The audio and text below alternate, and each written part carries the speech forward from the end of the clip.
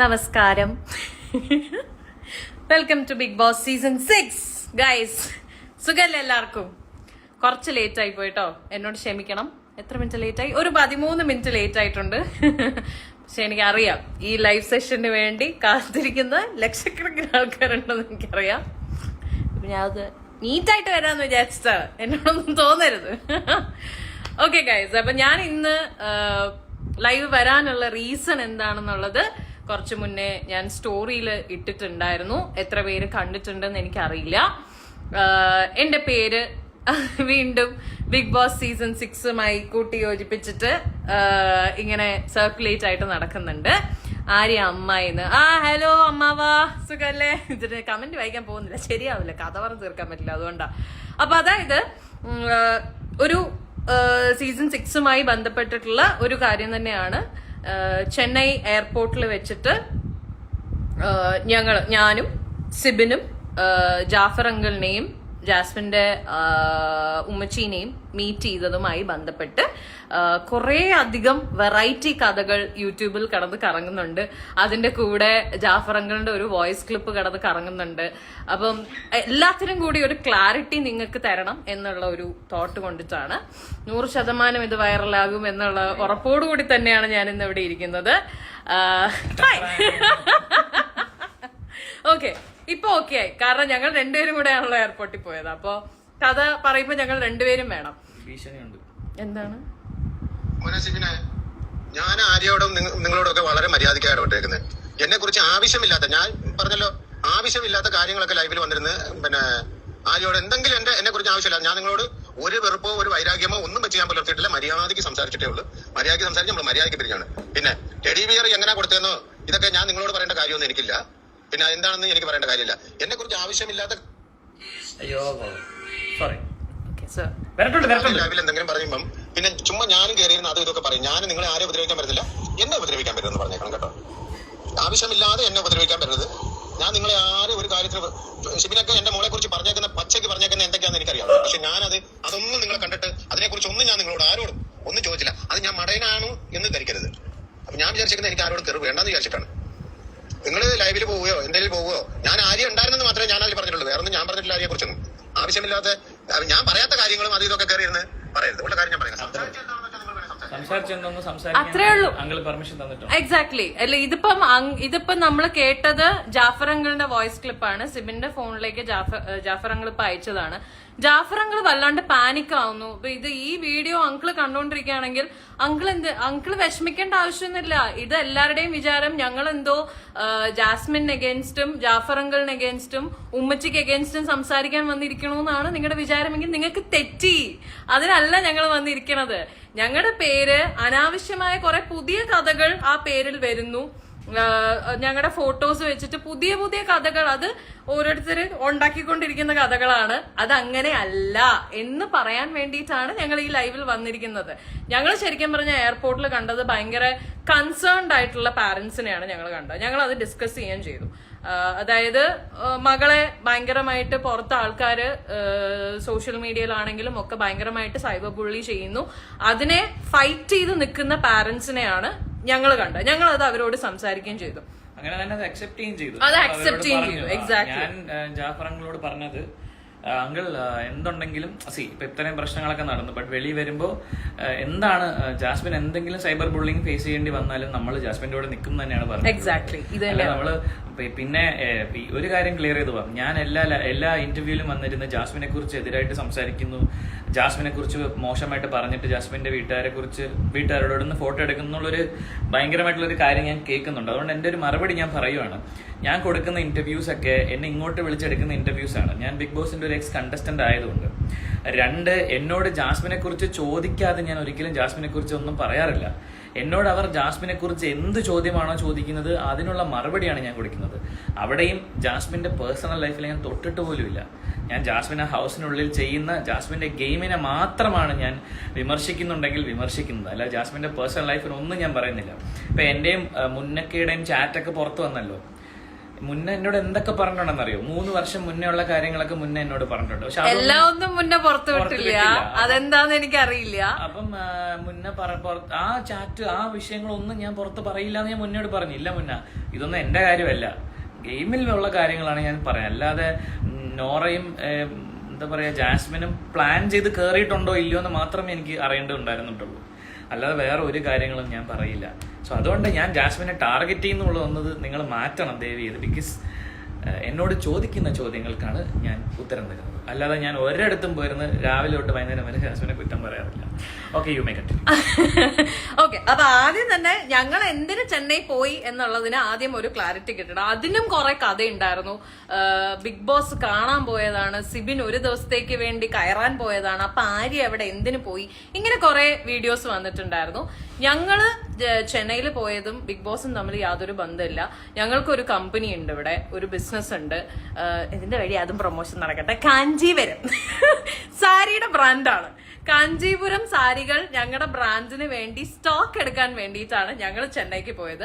ആ കമ്പനിയുടെ CEO ഞാനാണ്, ആ കമ്പനിയുടെ CFO ആണ് ഈ ഇരിക്കുന്ന സാധനം.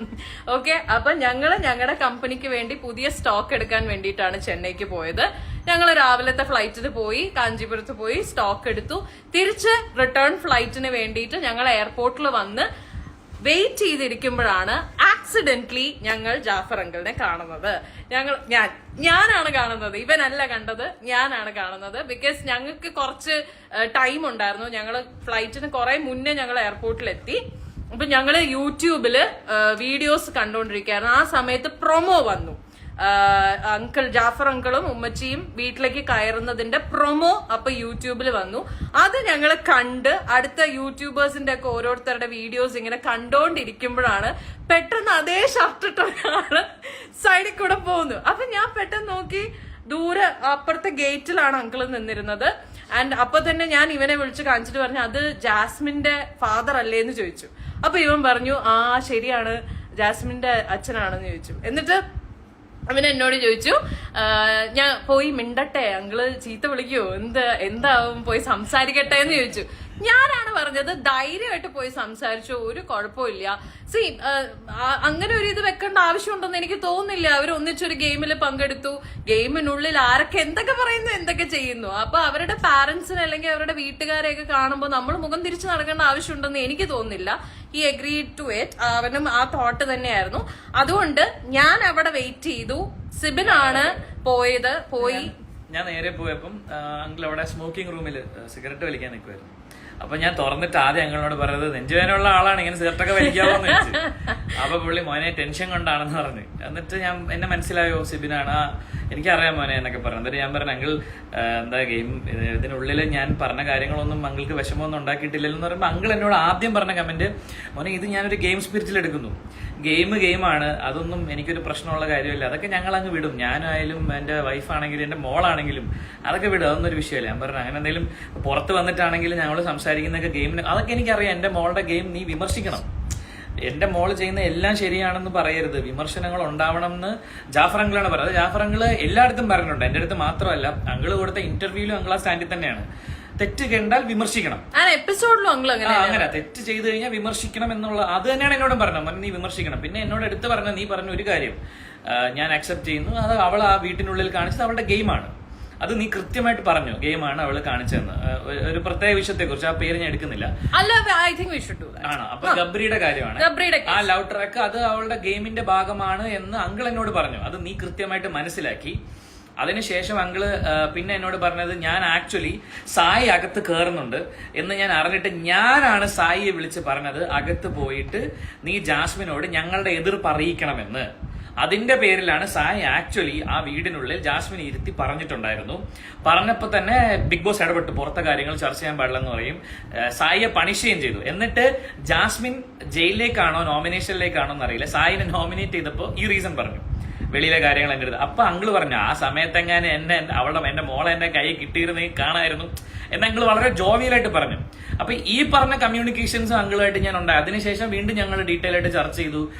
എന്റെ അടുത്ത് പറഞ്ഞു, മോനെ നീ വിമർശിക്കുന്നുണ്ട്, കുഴപ്പമൊന്നുമില്ല, പക്ഷെ അവളെ തേച്ചൊട്ടിക്കരുത്, കാര്യം അവളൊരു പെൺകുട്ടിയാണ്, അപ്പം പുറത്തിറങ്ങിയിട്ട് അവൾക്ക് ഒരു ലൈഫ് ഉണ്ട്. അപ്പൊ ഞാൻ പറഞ്ഞു അങ്കിൾ ഞാൻ അവളുടെ പേഴ്സണൽ ലൈഫ് ഒരിടത്തും പറഞ്ഞിട്ടില്ല, ഗെയിമിനാണ് പറയുന്നത്, അതൊക്കെ എനിക്ക് മനസ്സിലായെന്ന് പറഞ്ഞു. ഞങ്ങൾ കുറച്ചു നേരം അവിടെ നിന്ന് വർത്താനം പറഞ്ഞിട്ട് പിന്നെ അങ്കിളാണ് ഞാൻ പറഞ്ഞ ആര്യ എന്നോട് പറഞ്ഞത്, അങ്കിളിന് ആര്യ എന്റെ കൂടെ ഉണ്ടെന്ന് പറഞ്ഞു. അപ്പൊ പറഞ്ഞു അങ്കിൾ പറഞ്ഞാണോ എന്ന് പറഞ്ഞിട്ട് എനിക്ക് ആര്യ ഭയങ്കര ഇഷ്ടമാണ്, ബെഡായ ബംഗ്ലാവ് തൊട്ട് ഞാൻ ആര്യ എനിക്ക് ഭയങ്കര ഇഷ്ടമാണ്, ഒന്ന് മീറ്റ് ചെയ്യണമെന്ന് പറഞ്ഞിട്ട് ഞങ്ങൾ പുറത്തേക്ക് പോകുന്ന സമയത്ത് അങ്കിളാണ് എനിക്ക് പറഞ്ഞത് ഞാൻ ഉമ്മച്ചിയെ കാണിച്ചു തരട്ടെ പരിചയപ്പെടാൻ. ഞാൻ പറഞ്ഞാൽ പിന്നെന്താന്ന് പറഞ്ഞാൽ നേരെ ഉമ്മച്ചിയുടെ അടുത്ത് കൊണ്ടുപോയി ജാസ്മിന്റെ ഉമ്മച്ചി ഉമ്മേനെ എനിക്ക് പരിചയപ്പെടുത്തുന്നു. ഉമ്മയെ വളരെ സ്നേഹത്തോടെ എന്നോട് സംസാരിച്ചത്, ഒരു കുഴപ്പമില്ലായിരുന്നു. ഉമ്മ വളരെ സ്നേഹത്തോടെ എൻ്റെ അടുത്ത് പറഞ്ഞ് മോനെ അത് നീ വിഷമിക്കണ്ട, നിനക്ക് മെസ്സേജ് ഒക്കെ വരുന്നുണ്ടെങ്കിൽ നീ ഇത് കാര്യമാക്കണ്ട, ഞങ്ങൾക്ക് ഇഷ്ടം പോലെ വരുന്നു, ഞങ്ങൾ സ്ട്രോങ് ആയിട്ട് നിൽക്കുന്നില്ലേ, അതുപോലെ നീ സ്ട്രോങ് ആയിട്ട് നിൽക്കണം, ഇതൊക്കെ ഇതിന്റെ ഭാഗമാണെന്ന് പറഞ്ഞ് വളരെ സ്നേഹത്തോടെ എന്നോട് ഉമ്മയെ സംസാരിച്ചത്.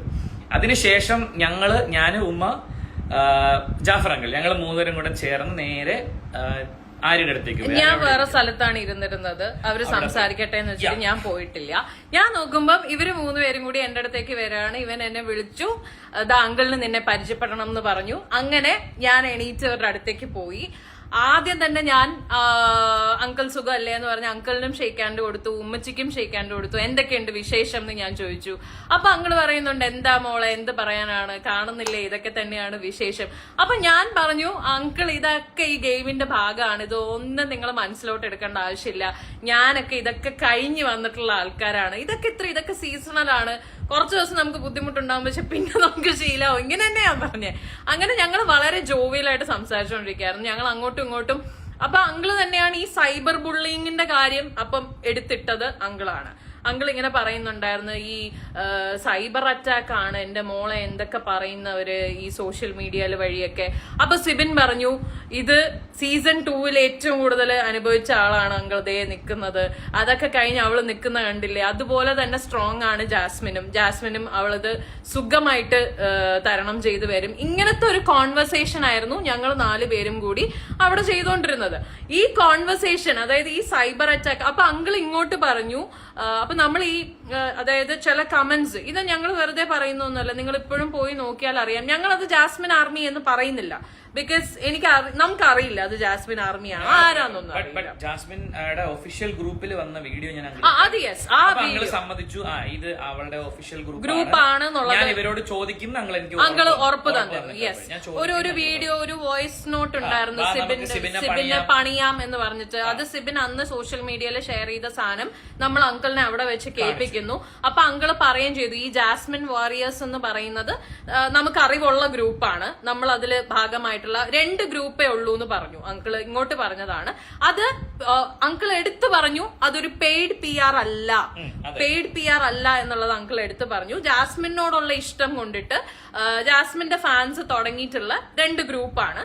അതിനെ ഇവരും സപ്പോർട്ട് ചെയ്യുന്നുണ്ട്, അതായത് ജാസ്മിന്റെ ഫാമിലി ജാസ്മിന്റെ ഫ്രണ്ട്സും സപ്പോർട്ട് ചെയ്യുന്നുണ്ട്. അതൊരിക്കലും ഒരു പെയ്ഡ് പരിപാടിയൊന്നും അല്ല. അങ്കിൾ പിന്നെ എടുത്ത് പറഞ്ഞ ഒരു കാര്യമാണ്, നിങ്ങള് ബാക്കി കണ്ടസ്റ്റന്റ്സിന്റെ അടുത്ത് പോയിട്ട് ജാസ്മിന്റെ പേരും പറഞ്ഞ് ഓരോന്ന് പറയുമ്പോൾ, ചീത്ത വിളിക്കുമ്പോഴും മോശം പറയുമ്പോഴും തെറി പറയുമ്പോഴും ഒക്കെ നിങ്ങൾ ഓർക്കേണ്ട ഒരു കാര്യം, ഈ കാര്യങ്ങൾക്കൊന്നും ഞങ്ങൾ കൂട്ടു നിൽക്കില്ല.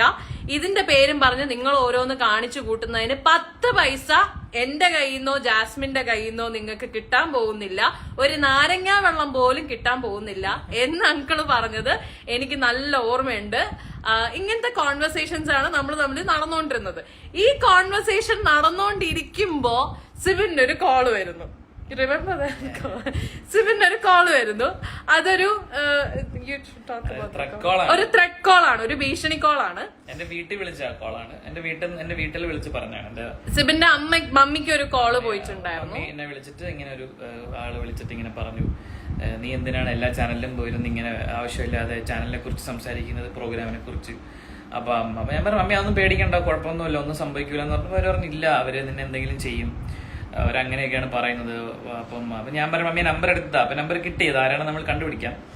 അപ്പോ ആ ഒരു ഭീഷണി കോള് വന്നിട്ട് ഞാൻ കോൾ എടുത്ത് തിരിച്ചു വന്നിട്ട് ഞാൻ ഇത് പറഞ്ഞു, അങ്കിളിനോടും പറഞ്ഞു, അങ്കിൾ കണ്ടോ ഇതാണ് എന്റെ അവസ്ഥ, എനിക്ക് ത്രെഡ് കോൾസും ഭീഷണി കോൾസും ഒക്കെ വരുന്നുണ്ട് അങ്കിൾ എന്ന് പറഞ്ഞു. അപ്പോഴും പുള്ളി എൻ്റെ അടുത്ത് വളരെ വളരെ നല്ല രീതിയിൽ സംസാരിച്ചത്, അതൊന്നും മൈൻഡ് ആ അങ്കിൾ അപ്പൊ നമ്മളെ സപ്പോർട്ട് ചെയ്യും. അങ്കിള് പറഞ്ഞ അത് വിടും മോനെ, ഇതൊക്കെ ആരാന്ന് നമുക്ക് അറിയില്ല, നമ്മുടെ കൊച്ചിന്റെ പേരും പറഞ്ഞ് കുറെ ആൾക്കാർ ഇങ്ങനെ ഓരോ പരിപാടി ഒപ്പിക്കുന്നുണ്ട്, പക്ഷെ അതും നമ്മളുമായിട്ട് ബന്ധമില്ല എന്നുള്ളത് അങ്കിൾ അവിടെ വെച്ച് വളരെ ക്ലിയർ ആയിട്ട് പറഞ്ഞിട്ടുണ്ടായിരുന്നു. അതില് ഒരു ഡൗട്ടും ഇല്ല. ഇങ്ങനെ PR-ന്റെ കാര്യങ്ങൾ നമ്മൾ സംസാരിച്ചുകൊണ്ടിരുന്നു. പിന്നെ നമ്മൾ സംസാരിച്ചത് എപ്പിസോഡിന്റെ കാര്യമാണ്. അപ്പൊ ഞങ്ങൾ ചോദിച്ചു അങ്കിൾ എങ്ങനെ ഉണ്ടായിരുന്നു ഫാമിലി എപ്പിസോഡ് കയറിയിട്ട് എങ്ങനെ അടിച്ചു പൊളിച്ചോ എന്നൊക്കെ ചോദിച്ചപ്പോ അങ്കിൾ ഇങ്ങോട്ട് പറഞ്ഞു അടിപൊളി എപ്പിസോഡായിരുന്നു, ഞാൻ പോയി തകർത്തിട്ടുണ്ട്, മക്കള് നാളെ എന്തായാലും ലൈവ് കാണണം, രാവിലെ തൊട്ട് കാണണം. ഞങ്ങള് രാവിലെ പാട്ടിടുമ്പോഴേ ഇതൊക്കെ ഞങ്ങൾ അങ്കിള് ഫുൾ ഡീറ്റെയിൽസ് ഞങ്ങളോട് പറഞ്ഞു. രാവിലെ പാട്ടിടുമ്പോഴേ ഞങ്ങള് കേറിയിട്ടുണ്ടായിരുന്നു.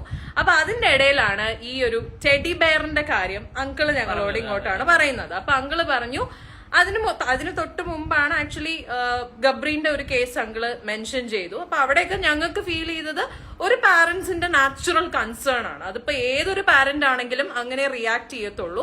അങ്കിളിന് ഒട്ടും താല്പര്യമില്ലായിരുന്നു അവരുടെ ആ ഒരു ബോണ്ടിങ്, അതെന്തോ ആയിക്കോട്ടെ, ആ ഒരു ബോണ്ടിങ് അങ്കിളിനാണെങ്കിലും ഉമ്മച്ചിക്കാണെങ്കിലും താല്പര്യമില്ല. In fact actually told me, uncle എന്നോട് പറഞ്ഞെന്ന് പറഞ്ഞാൽ ഞങ്ങൾ പുറത്തിറങ്ങിയിട്ട് ഇന്റർവ്യൂസ് ഒക്കെ നടക്കുന്നത് കണ്ടിട്ട് ഗബ്രീൻ അങ്കിൾ ഫോൺ ചെയ്ത് ഗബ്രിയോട് പറഞ്ഞു മോനെ ഇനി നീ ജാസ്മിനെ കുറിച്ച് പബ്ലിക്കിൽ സംസാരിക്കരുത്, നീ ഇപ്പൊ ഈ ഉമ്മ കൊടുക്കുന്നതും കെട്ടിപ്പിടിക്കുന്നതും തെറ്റാണോന്ന് നീ ഇനി സംസാരിക്കണ്ട, നീ ഓൾറെഡി സംസാരിച്ചല്ലോ ഗെയിമിനകത്ത്, മതി, ഡൺ. ഇനി എന്റെ മോളുടെ പേര് നീ പുറത്ത് പറയരുത്.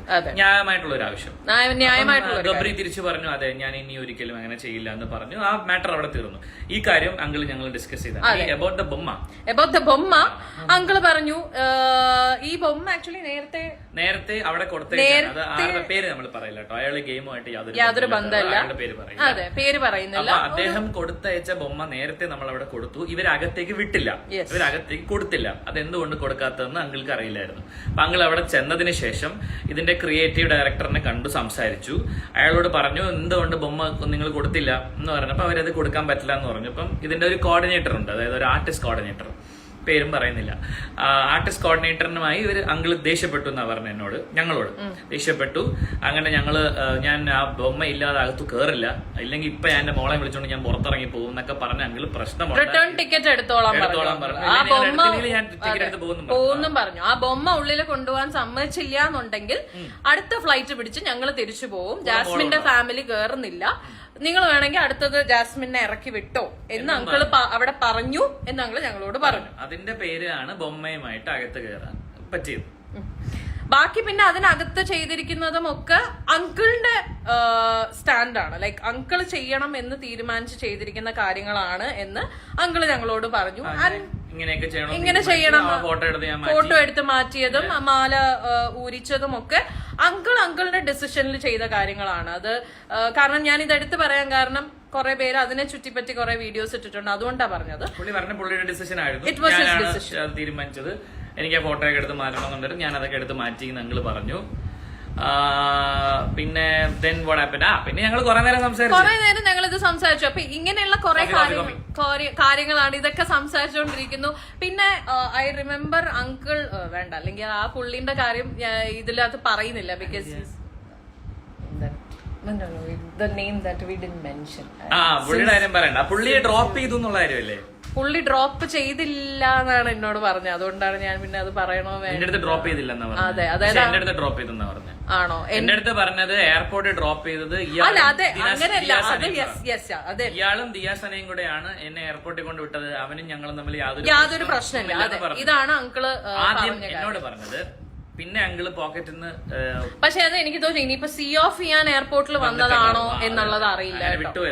അങ്ങനെയാണോ പറഞ്ഞതെന്ന് അറിയില്ല.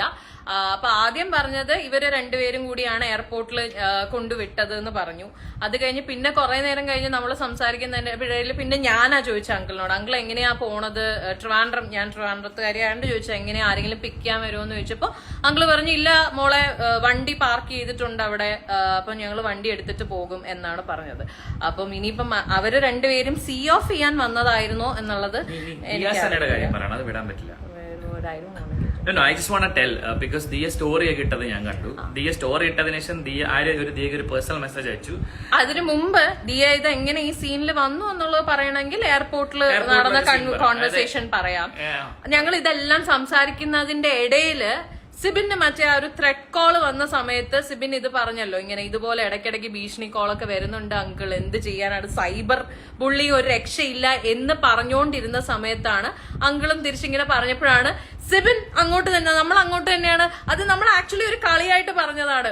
ഒരു ഫോട്ടോ ഒക്കെ എടുത്ത് ഇപ്പൊ പോസ്റ്റ് ചെയ്താൽ തീരാവുന്ന പ്രശ്നമേ ഉള്ളൂ, ഇത് എല്ലാരും ഇപ്പൊ അടങ്ങും എന്ന് നമ്മൾ പറഞ്ഞതാണ്. അത് ഞാനും സിബിനും കൂടെ തന്നെയാണ് പറഞ്ഞത്. അപ്പം അങ്കിള് സപ്പോർട്ട് ചെയ്തു. അങ്കിള് പറഞ്ഞു ആ ശരിയാണല്ലോ, ഒരു ഫോട്ടോ എടുക്കാം നമുക്ക്, എന്നിട്ട് നിങ്ങൾ പോസ്റ്റ് ചെയ്യും ഞാനും പോസ്റ്റ് ചെയ്യാം എന്ന് അങ്കിള് പറഞ്ഞു. അങ്കിള് പറഞ്ഞു അങ്കിളിന് ഫേസ്ബുക്കിൽ ഇടണം, അപ്പൊ നിങ്ങൾ എടുക്കൂ എന്ന് പറഞ്ഞു.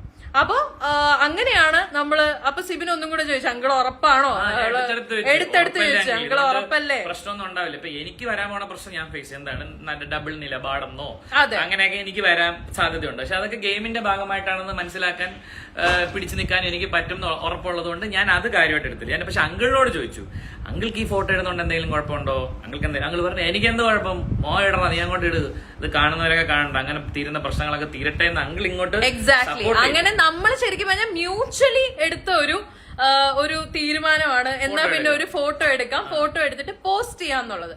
ഫോട്ടോ എടുത്തത് ഞാനാണ്, ഇവര് 3 പേരും കൂടെ നിൽക്കുന്ന ഫോട്ടോ എടുക്കുന്നത് ഞാനാണ്. അതുകൊണ്ടാണ് ആ ഫോട്ടോയിൽ ഞാൻ ഇല്ലാത്തത്. ആ ഫോട്ടോ എടുക്കുന്നത് ഞാനാണ്.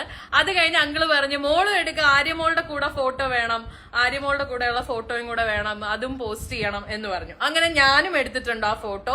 ആ ഫോട്ടോ ഞാൻ പോസ്റ്റ് ചെയ്തിട്ടില്ലായിരുന്നു, വിഷമിക്കണ്ട, ഇന്നിപ്പോ ഈ ലൈവിന്റെ തംബ്നെയിലായിട്ട് ഞാൻ ആ ഫോട്ടോ തന്നെ ഇട്ടേക്കാം, ആ വിഷമം അങ്ങ് മാറട്ടെ. അപ്പൊ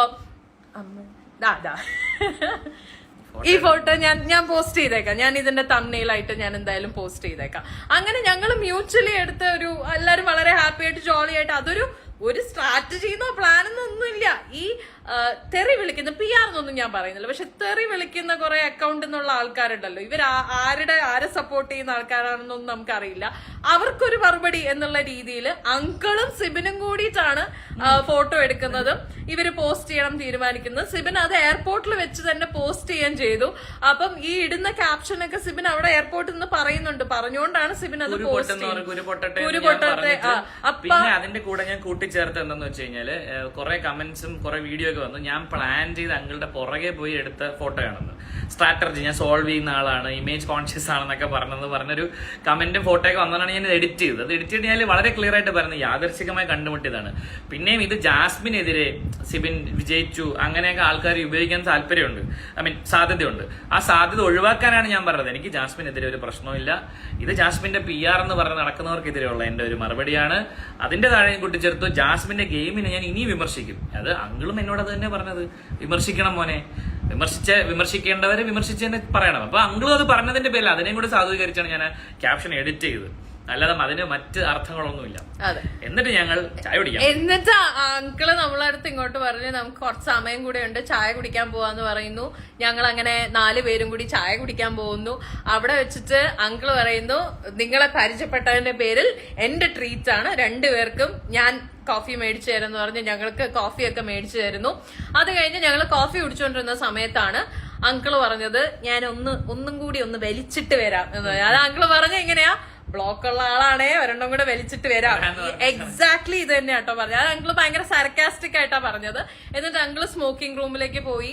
പിന്നെ ഞാനും സിബിനും ഉമ്മച്ചിയും കൂടിയാണ് കുറച്ചേരം അവിടെ സംസാരിച്ചുകൊണ്ട് നിന്നത്. ഞങ്ങൾ വളരെ കാഷ്വൽ ആയിട്ട്, ഞാൻ ബേസിക്കലി ഉമ്മച്ചി ഒരു ചക്കരയാ, ഭയങ്കര ജെം ഓഫ് ആൻ ഉമ്മച്ചിയാണ്, നല്ലൊരു പാവം ഉമ്മച്ചിയാ. ഉമ്മച്ചിക്ക് പേടി മോള് പുറത്തിറങ്ങി കഴിഞ്ഞാല് ജാസ്മിൻ ഇതൊക്കെ എങ്ങനെ ഫേസ് ചെയ്യാൻ പറ്റുമോ, അല്ലെങ്കിൽ ജാസ്മിൻ ഇതൊക്കെ ഓവർകം ചെയ്യാൻ പറ്റുമോ, അങ്ങനത്തെ ടെൻഷൻസ് ആണ്. അപ്പൊ ഞാൻ ഉമ്മച്ചിട്ട് പറഞ്ഞു കൊടുക്കണ്ടായിരുന്നു, ലൈക്ക് നമുക്ക് നമ്മുടെ എക്സ്പീരിയൻസ് എന്നുള്ള കാര്യമേ സംസാരിക്കാൻ പറ്റൂ. അപ്പൊ നമ്മൾ പറഞ്ഞു എല്ലാത്തിനും സപ്പോർട്ടായിട്ട് നമ്മള്. സിബിൻ പറഞ്ഞു എന്ത് വന്നാലും ഒരു സൈബർ അറ്റാക്ക് ജാസ്മിൻ ഇറങ്ങി കഴിഞ്ഞിട്ട് ജാസ്മിൻ അഗേൻസ്റ്റ് വന്നിട്ടുണ്ടെങ്കിൽ ഞങ്ങൾ ജാസ്മിന്റെ കൂടെ നിൽക്കുള്ളൂ എന്ന്. എക്സാക്ട്ലി, പൂജയും അതെ. അത് ഇവരെപ്പോഴും ഉള്ള കോൺവെർസേഷനിൽ ഇവർ പറയുന്ന കാര്യമാണ്, അത് കേൾക്കുന്ന ആളാണ് ഞാൻ, അതുകൊണ്ട് എനിക്കറിയാം. ഒറ്റപ്പെടുത്തില്ല, കൂടെ നിന്ന് ഒന്നിനും നമ്മൾ അവളെ വിട്ടുകൊടുക്കില്ല. ഗെയിം കഴിഞ്ഞ് കഴിഞ്ഞാൽ ആർക്കും ആരെയും പറയാം, അത്രേ ഉള്ളൂ, ഒരു അവകാശമില്ല. അപ്പം ഇത് കഴിഞ്ഞ അങ്കിള് സ്മോക്കിംഗ് റൂമിൽ നിന്ന് ഇറങ്ങി വരുന്നത് ഒരു ഫോൺ കോളിലാണ്. അങ്കിൾ ഓൾറെഡി സ്മോക്കിംഗ് റൂമിൽ തന്നെ ആരോടോ സംസാരിച്ചുകൊണ്ടിരിക്കുന്നുണ്ടായിരുന്നു.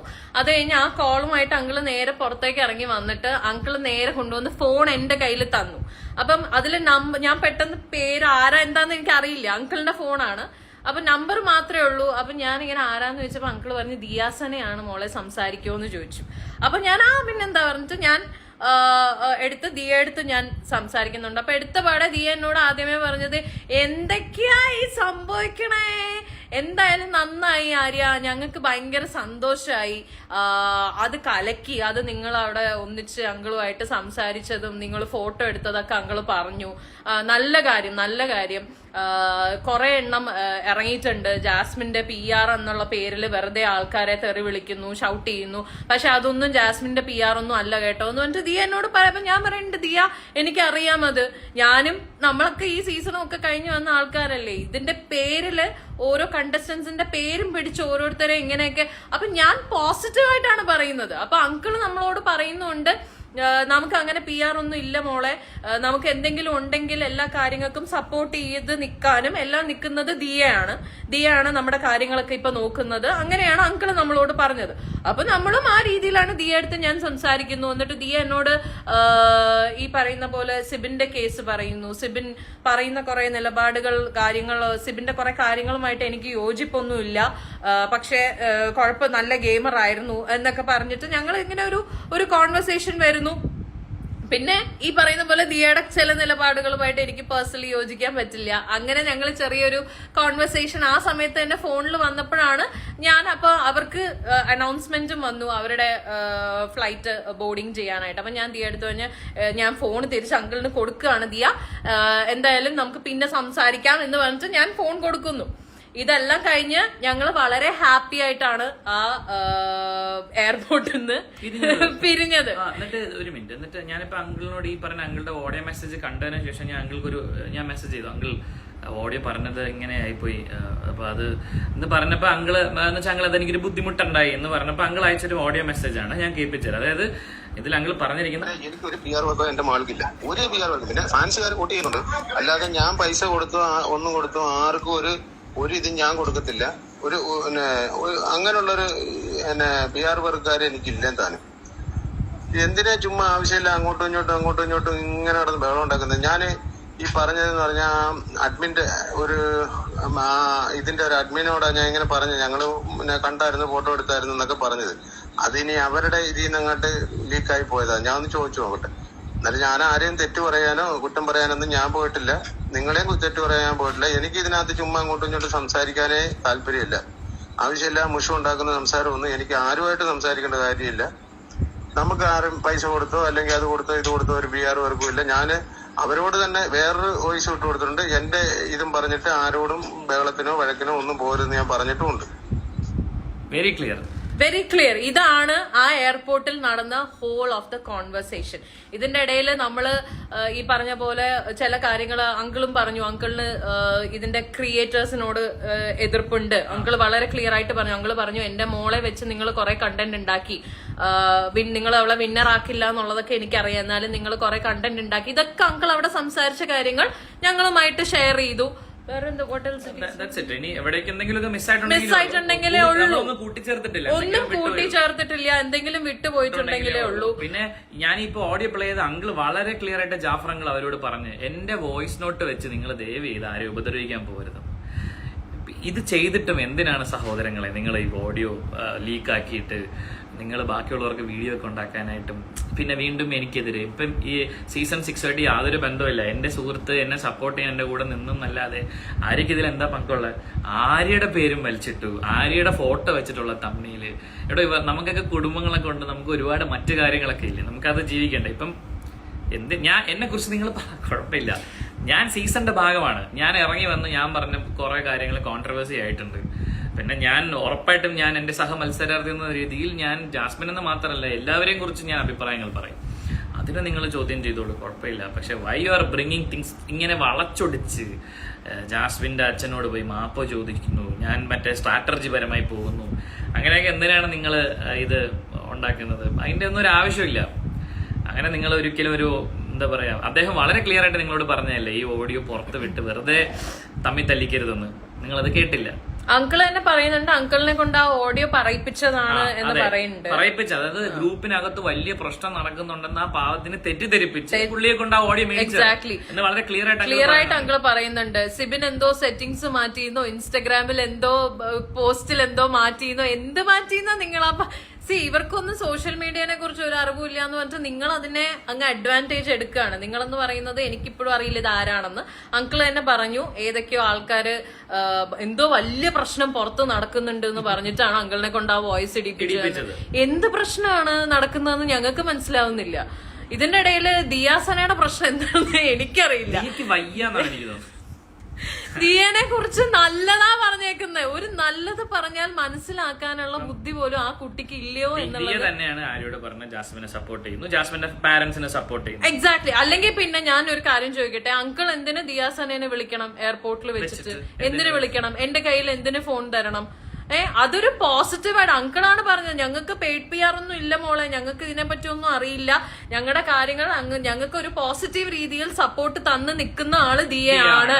ഇതാണ് പറഞ്ഞത്. ഇതേ ഞങ്ങളുടെ ഏതോ സ്റ്റോറി കണ്ടിട്ടാണ്, ആ സ്റ്റോറിക്ക് വാലും ഇല്ല തലയും ഇല്ല, ഞങ്ങൾ എല്ലാരും കുടുംബത്തോടെ ഒന്നിച്ച് പുറത്തു പോയപ്പോ ഇട്ട ഒരു സ്റ്റോറിയാണ്. ഈ PR എന്ന് പറയുന്നത് ഒരു മോശം വാക്കല്ല കേട്ടോ. വാട്ട് ഈസ് PR ആണ് ആദ്യം പബ്ലിക് റിലേഷൻസ്. പബ്ലിക് റിലേഷൻസ് അതായത് ഈ പറയുന്ന ജാസ്മിന്റെ പബ്ലിക് റിലേഷൻസ്, ഇൻസ്റ്റാഗ്രാം പോസ്റ്റുകൾ അല്ലെങ്കിൽ ഈ പറയുന്ന പബ്ലിക്കുമായി ബന്ധപ്പെടുന്ന കാര്യങ്ങൾ കൺട്രോൾ ചെയ്യുന്ന ഒരാള് എന്നുള്ളത് ഒരു മോശമല്ല, ഒരു കണക്ട് ചെയ്യുന്ന ആള്. ഇത് മോശമാവുന്ന എപ്പോഴാണ് മറ്റൊരാളെ പെയ്ഡാക്കിയിട്ട് മറ്റൊരാളുടെ, ഇപ്പൊ എന്റെ പോസ്റ്റിന്റെ ഇപ്പൊ ഇതിന്റെ അടിയിലും എനിക്ക് ആയിരിക്കൊക്കെ പൊങ്കാല വരും. അങ്ങനെ കാശ് വാങ്ങി ചെയ്യാൻ പോകുന്ന ആൾക്കാര്, ചെയ്യുന്ന ആൾക്കാർ. ഇപ്പൊ എനിക്കും എന്റെ അനിയന്റെയും കല്യാണം, അതായത് എന്റെ ഒരു കസിൻ അനിയൻ മഹേഷിന്റെ കല്യാണ ഫോട്ടോയുടെ താഴെ വന്നു വരെ എന്നെ ചീത്ത പറയണം. അവന്റെ കല്യാണം ഫെബ്രുവരി നടന്നത്, ബിഗ് ബോസ് തുടങ്ങിയത് ഞാൻ കയറുന്ന മാർച്ചിലാണ്. അപ്പൊ അവിടെ വരെ വന്ന് തെറി പറയാൻ മാത്രമുള്ള വിവേകശൂന്യായിട്ടുള്ള ആ മോശം ആൾക്കാരെയാണ് നമ്മൾ പറയുന്നത്. PR തെണ്ടികളെന്ന് ഞാൻ വിളിച്ചിട്ടുണ്ട് എന്റെ ലൈവില് പലപ്പോഴും. അത് അവരെയാണ് ഞാൻ വിളിച്ചത്, അല്ലാതെ ഇത് മര്യാദയ്ക്ക് ചെയ്യുന്നവരെ നമുക്ക് വിളിക്കേണ്ട ആവശ്യമില്ലല്ലോ. മര്യാദയ്ക്ക് PR ചെയ്യുന്ന ആൾക്കാരും ഉണ്ട് കേട്ടോ, സത്യസന്ധമായിട്ട് പറയാലോ. കാശ് മേടിച്ചിട്ടും തന്നെയും മര്യാദയ്ക്ക് PR ചെയ്യുന്ന ആൾക്കാരും ഉണ്ട്, ഇല്ലാന്ന് പറയുന്നില്ല. പേഴ്സണലി നമുക്കറിയാം പലരെയും അങ്ങനെ ചെയ്യുന്നവരുമുണ്ട്. ഇതല്ലാതെ ഇതിനെ മിസ്യൂസ് ചെയ്യുന്ന ആൾക്കാരും ഉണ്ട്, ഇല്ലാന്ന് പറയുന്നില്ല. പക്ഷെ നമ്മള് ഇവിടെ ഇപ്പൊ ദിയ ഇത്രയും എന്തിനാണ് അലമ്പാക്കിയെന്ന് എനിക്കറിയില്ല.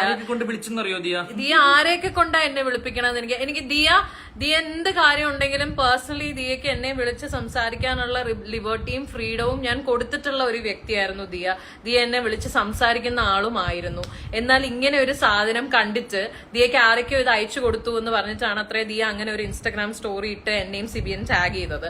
എന്നാൽ അത് ചെയ്യുന്നതിന് മുന്നേ എന്നെ ഒന്ന് വിളിച്ചിട്ട് എന്താ കാര്യം, എന്ത് കോൺവെർസേഷൻ ആണ് അവിടെ നടന്നത്, എന്തിനാണ് അങ്ങനെ പറഞ്ഞത് എന്നൊന്ന് ചോദിക്കാനുള്ള മര്യാദ minimum.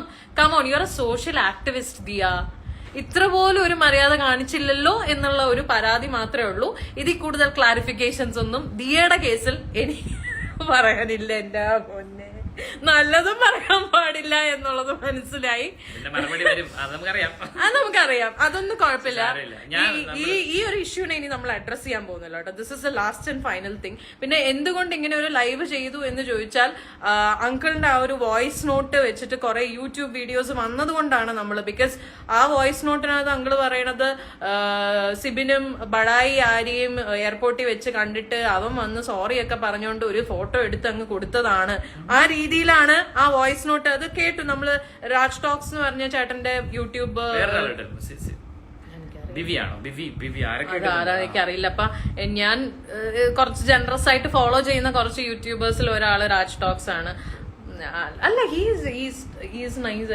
I mean, I'm not blaming Raj Talks. I'm blaming the guys who shared it. Exactly. അയച്ചു കൊടുക്കുന്നതിന്റെ അത് അങ്കിളിനെ കൊണ്ട് അങ്ങനെ പറയിച്ചിട്ട് ഇപ്പൊ രാജ് ടോക്സിന് അയച്ചു കൊടുക്കുമ്പോഴും അദ്ദേഹത്തിന് ഒരു ബ്രീഫിംഗ് പോയിട്ടുണ്ടാവുമല്ലോ. Exactly. For sure.